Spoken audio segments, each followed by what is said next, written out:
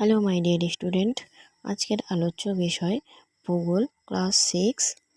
1 নম্বর বলেছে, বায়ুমণ্ডলের কোন গ্যাসের পরিমাণ সর্বাধিক? নাইট্রোজেন।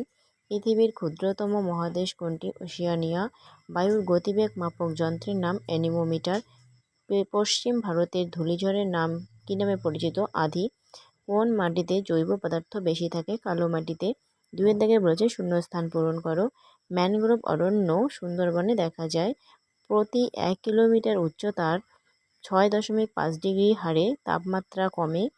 মহাকাশ স্টেশন এক্সোস্ফিয়ার স্তরে থাকে। মহাদেশ সঞ্চালনের মূল কারণ গুরুমণ্ডলের পরিচলন।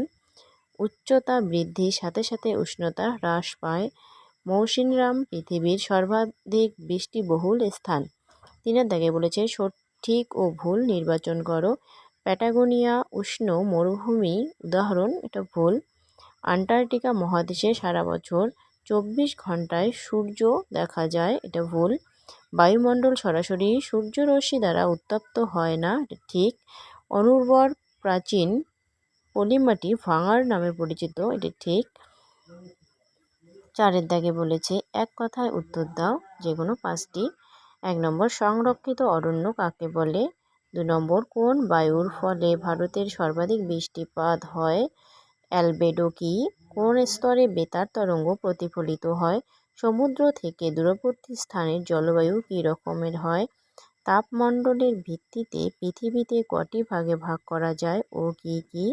5-এর দাগে বলেছে অতি সংক্ষেপে উত্তর দাও 5টি। সমষ্ণ রেখা কাকে বলে? একটি বৈশিষ্ট্য লেখো।